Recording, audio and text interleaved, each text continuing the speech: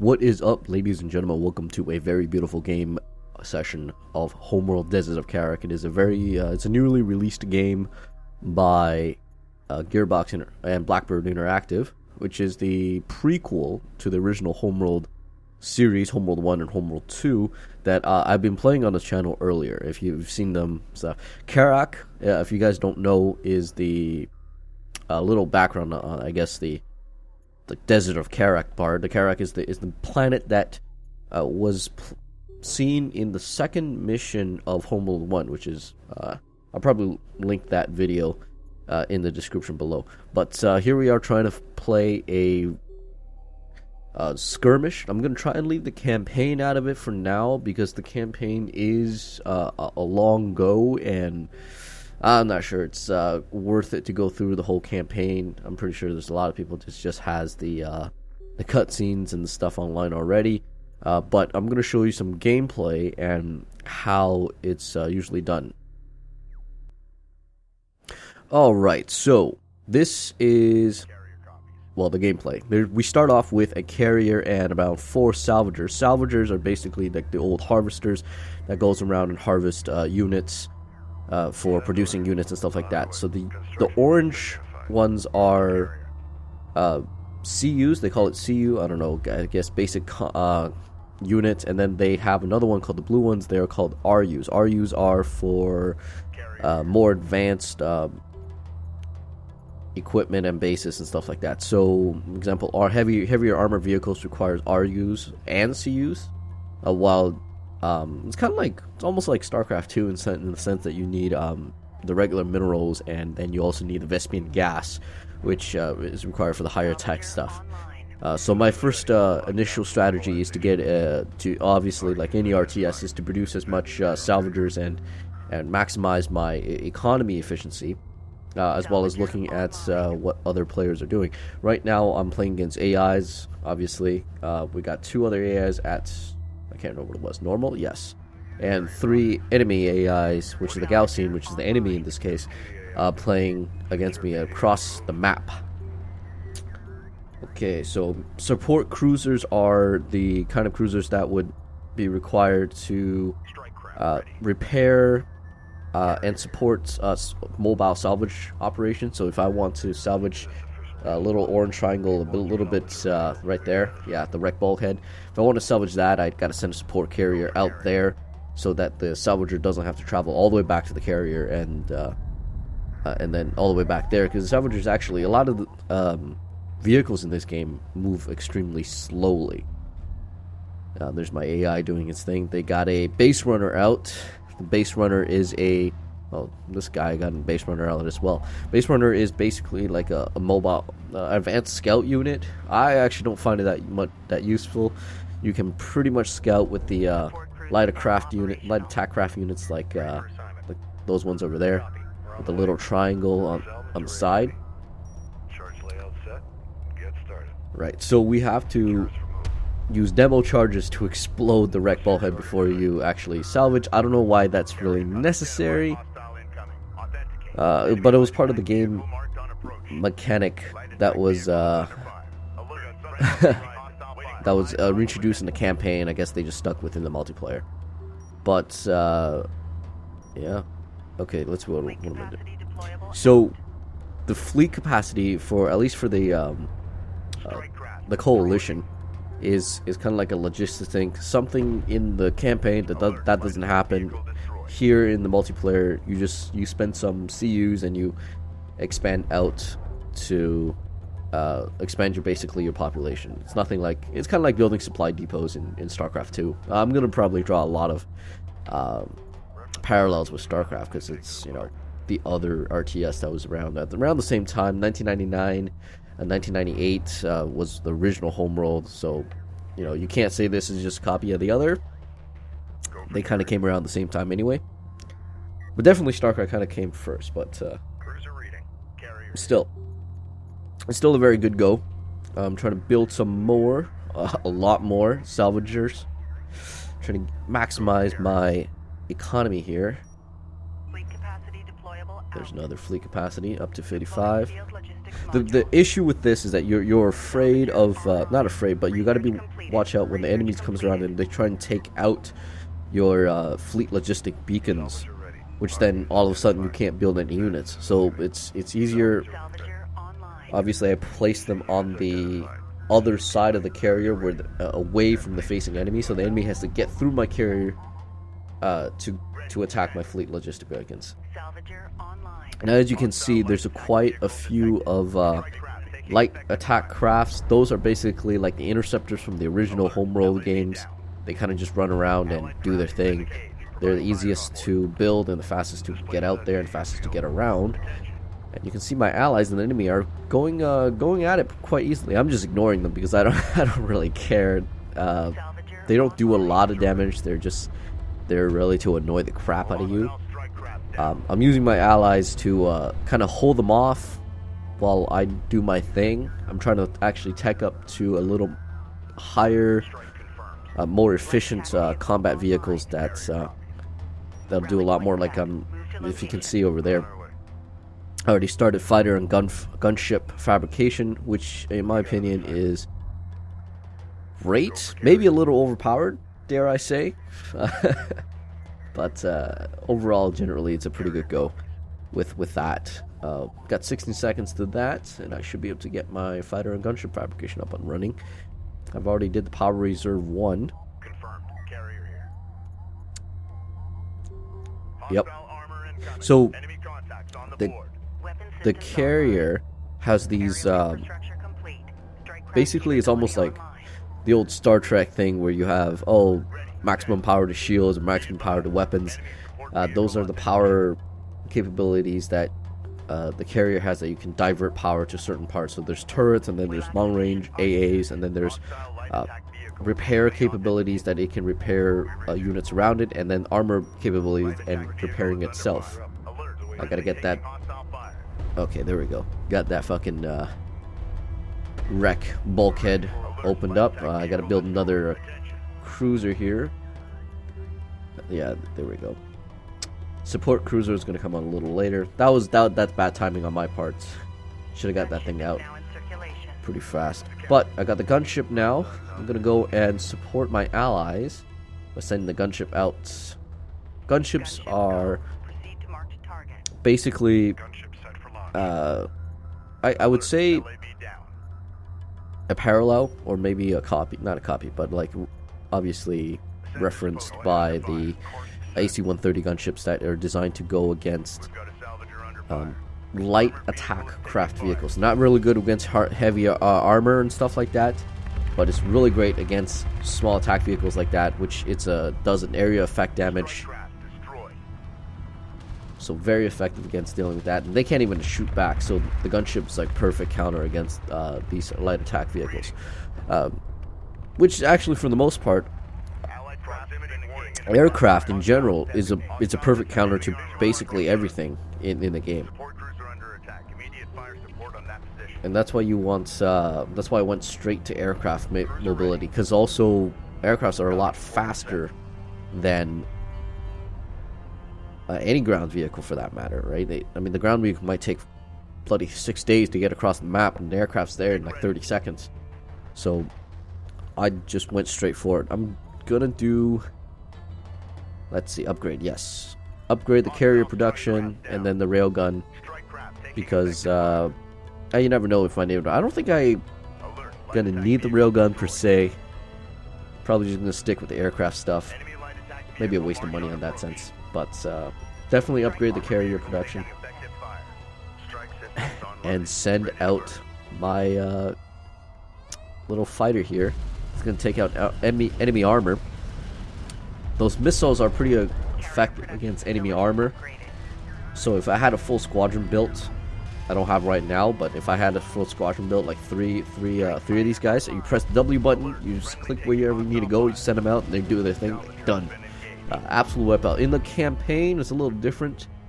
They would fly out there, attack the enemy armor, basically destroy the enemy armor, and then just fly back, and that's the end of their run. In here, it's a little different.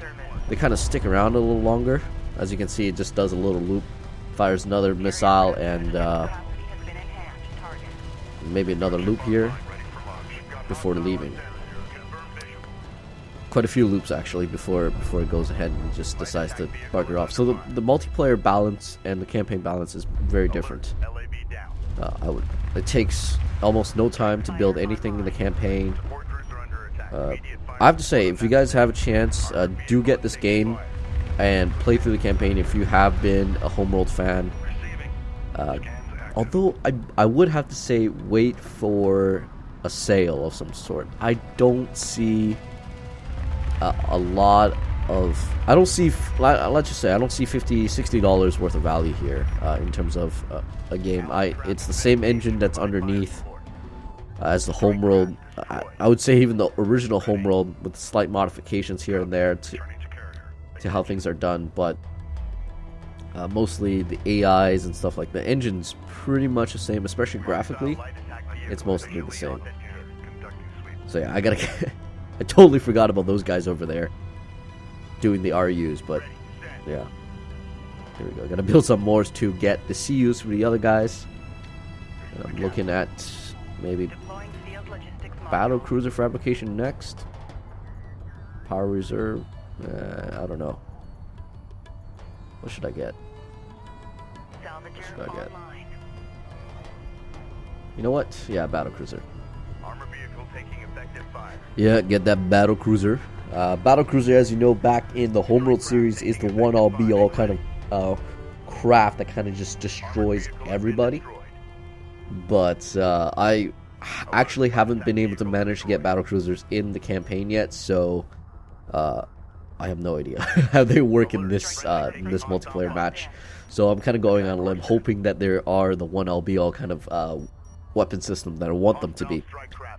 My allies are doing okay. I'm sending out a few strike crafts, or not, well, yeah, strike crafts. They're basically fighters out there to go ahead and support my allies' offensive against their resourcing operation. Yeah, so the Gaussians have floating capabilities, or I don't know, levitation. I don't know what the fuck. Anti-grav capabilities that they took off the ships of the wreck. Yeah, that's what I'm gonna go with. This is part of the campaign. I don't know how much I want to talk about it, but it's like you know this like pretty early on. The moment the ships show up, they're floating, and you're like, why are they floating? Why is my vehicles on tracks, and why are they floating? That's just, what the heck? That's not fair. Obviously, they're faster than mine and stuff like that. And they seem a lot more advanced in technology. And you will wonder why they've been in the desert for so long. Taking these wrecks and stuff. So, a little bit of a technological disadvantage. But the coalition's very much operates very much like the United States. I would say. I mean, the aircraft carrier models, obviously, the way the United States have their aircraft battle groups, right? You have a couple of aircraft battle groups, aircraft carrier battle group, and then several supporting destroyers and ships that sticks with the aircraft carrier.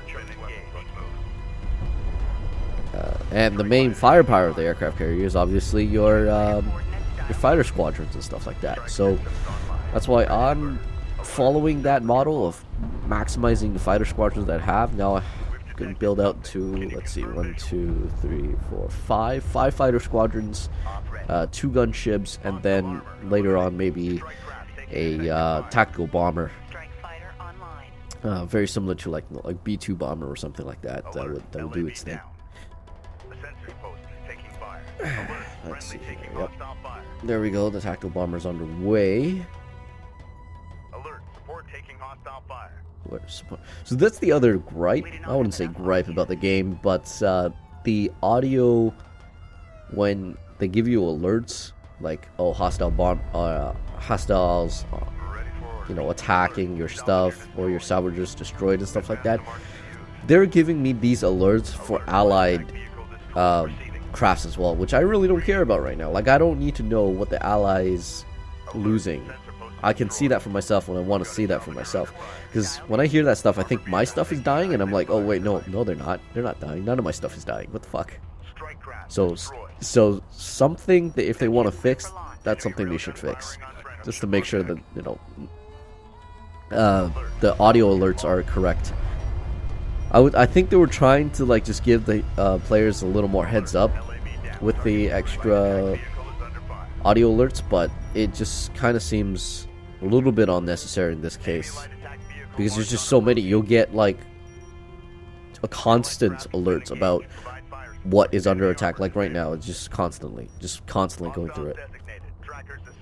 Anyway, I'm still not used to the new versions, not the new version, or the multiplayer version of how the fighters work, because I send them out to a place and I expect them to hit the targets and then come back, but they are not doing that.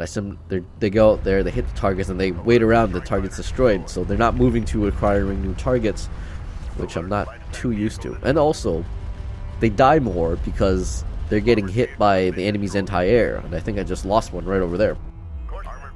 I have to rebuild that one. God damn it. Yeah. Oh wait, no, that wasn't mine. That was my allies.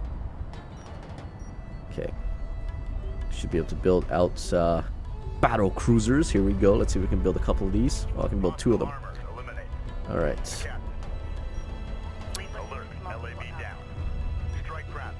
Build a couple more fleet modules. I don't know how many I can make. 125. Oh, that didn't help. What the heck? I think I'm maxed out about 125 in population. I don't know why. I don't understand why there's a population cap on these games. I really think you should just go on forever. Because, I mean, if you have the resources, why not build a huge ass army? Like, why cap myself? That's just not fair. Right? Excuse me, by the way. But, I mean, if you can... I think the old reason why they had population cap was because they didn't want the game to have too many assets on screen, becoming way too difficult for the GPUs or the hardware to handle. But nowadays, I mean, I say this in almost every video, but 980 Ti is an SLI and 32 gigs of RAM. I don't think that I'm gonna have an issue running this game with a lot more units on screen. So I honestly think they should just make this unlimited. Whoa, there's my battle cruisers. I've never seen them before now, but they look nice. They just look like a giant boxy hexagonal, not hexagonal. Did I just say hexagonal? I meant trapezoid. A trapezoid shape or parallel. Actually, their icon on the sensor menu looks exactly the same as what they look like in real life. Or not in real life, but on non-sensor menu. Just like this trapezoid shape. Not trapezoid. I say that again? God damn it. What's that called? Parallelogram? Man, I'm extracting knowledge from like grade school right now, and it's hard. Let's see if we can build a couple more battle cruisers. Battle cruiser operational. Okay, that's the wrong game. Anyway, pushing out my battle cruisers to a closer location to the enemy, or the front lines in that sense. Support my allies. There's an I don't know why is my ally sending an assault cruiser to my resourcing operation? That makes no sense. Like, chill the fuck out, bro. Why are you just trying to betray me? Can he betray me? That'll be really different. That even looks like a Gaussian ship. Oh, that must be part of the game, a campaign that I haven't seen yet. Why is he here? Why did he send an assault cruiser to my... Whatever. I'm not gonna think about it. Oh, my battle cruiser's taking some... As you can see, my battle cruiser's taking some damage with light assault vehicles from the enemy. And the battle cruiser, as usual, isn't very equipped to go against light assault vehicles. And then literally running circles around it. But, looks like it's tanking it very well. I'll send my gunship out there, which is on its way right now, and it's here. And it's gonna wreck these light assaults. There we go. Absolutely destroy them. This is what we call the close fire air support. Close air, man. That's close air. Not to be mistaken with Corsair. That's like close air support. Danger close. Anyway, send these guys to do attack the enemy before they show up. It looks like my battle cruisers, as usual, looks they have these giant guns that do a lot of damage to individual units, but not very good against enemies. Oh man, I just wrecked their armored assault there. Oh, 3 more battlecruiser are operational. Send these guys out there to support my 2 battlecruisers that I have already. This should be a cakewalk from now on. That's actually a line from the old, not the old, but the Homeworld 2 series, when just, this is a cakewalk. Yeah, if you've seen any of my other videos, you've seen them a lot. Anyway, this game is a very reminiscent of Homeworld. You can see from all the icons and stuff like that. I would honestly, it would somewhere in between a large DLC, because I honestly feel like this could have came out maybe as a standalone downloadable content rather than a game by itself. I mean, the game mechanics are different enough to be different. I suppose, yeah, everything's on the ground, so it's a little different. But you know what would be really nice? It's to have like all the Homeworld ships, and then see how they operate within the atmosphere. Like, it'll just be ship-to-ship battles. There won't be any ground units, but it'll just be atmospheric battles. And that would be interesting, actually, to see. It was kind of like the last mission of Homeworld 2, which is very close to the planet itself. Oh, the last mission of Homeworld 2 was actually pretty nice. I just recalled that. Big battle there. I guess I never played that one. Or maybe I should just load that last mission up and then make a video on it. Maybe one day. Let's see here. We're going to send my gunships out. Let's send my battle cruisers. I know the enemy's on the other side of this. Oh, it looks like the assault cruiser. Oh, see, the assault cruiser doesn't actually do much damage. It's like very little damage. Look at my guy. Oh, one of my shots from the battle cruiser just absolutely wrecks him. So my battle cruiser battle group will now go in and kill the enemy. Absolutely demolish them. That's my goal.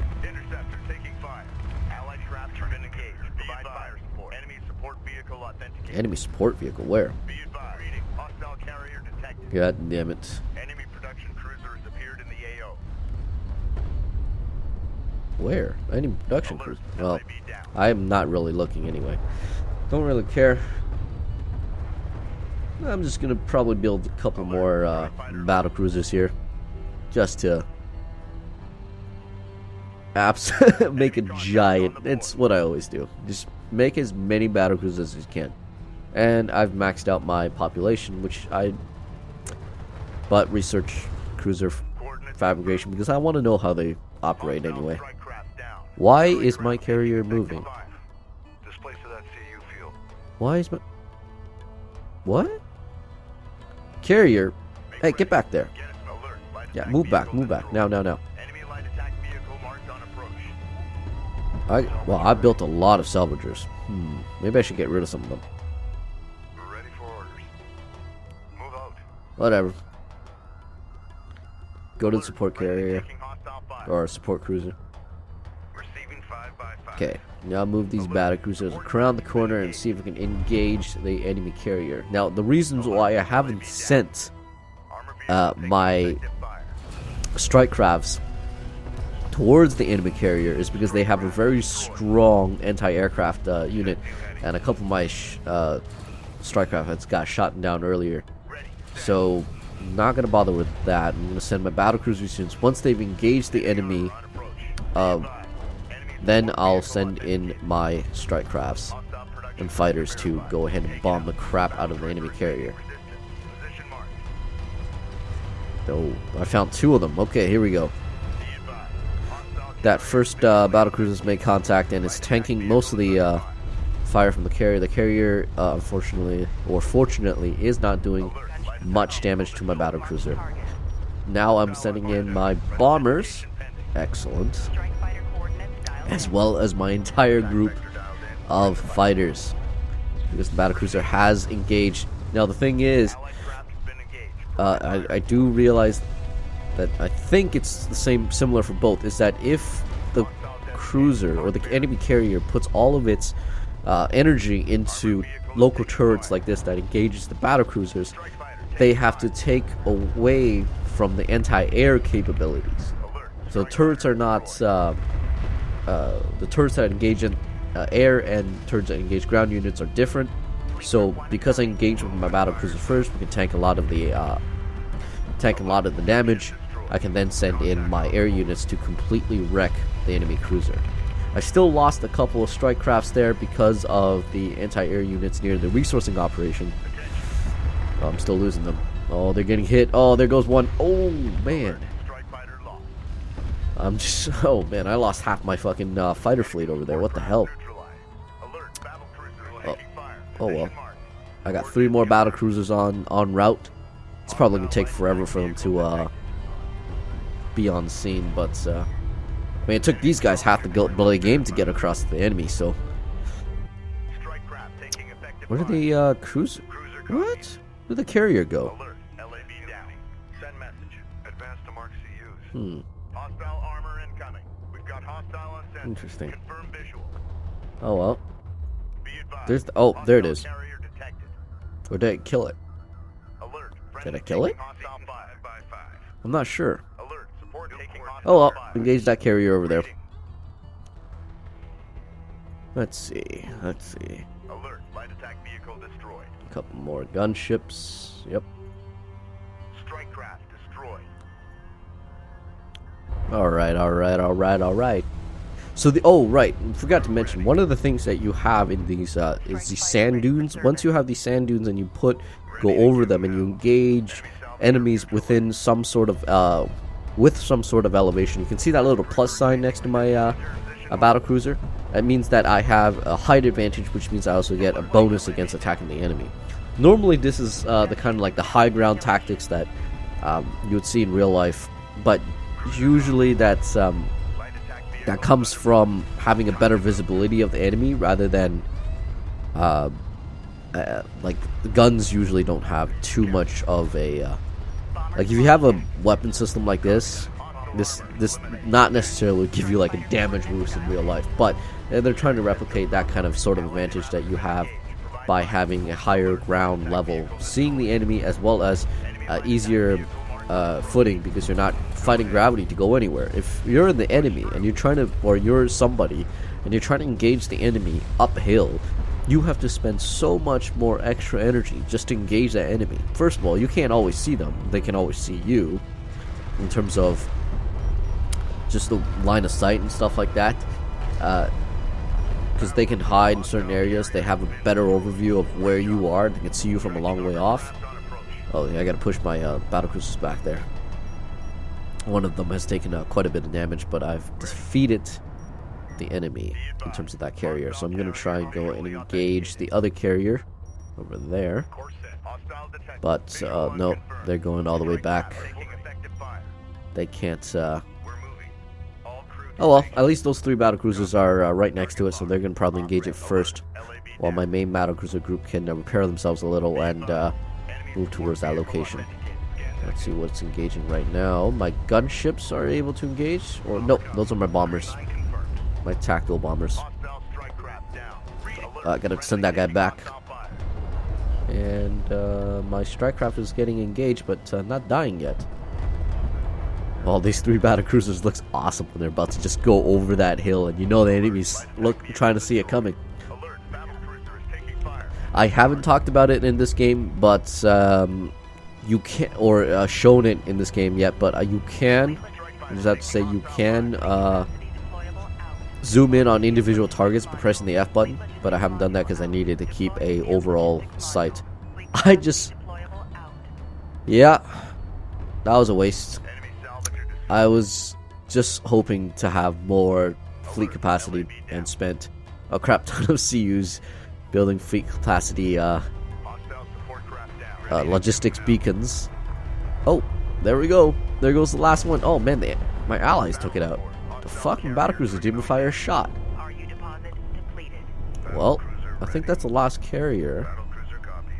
What's going on? Well, I'm just gonna regroup these guys, get them into one. Yes, winner. Alright, that is it for this episode or game session of Homeworld. This is Kharak. Hope you enjoy it. Like, subscribe, and come back next time. Maybe you'll see more.